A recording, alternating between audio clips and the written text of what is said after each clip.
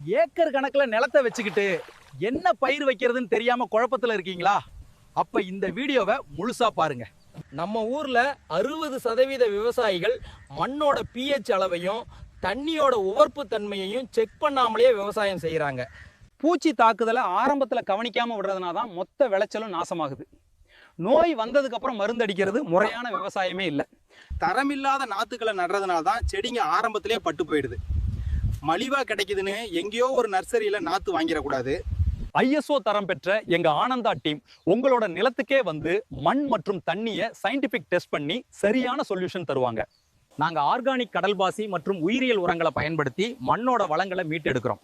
இதனால செடிகளுக்கு இயற்கையாவே நோய் எதிர்ப்பு சக்தி அதிகமாகும். தரமான நாத்து தான் உங்க லாபத்தோட அஸ்திவாரம்.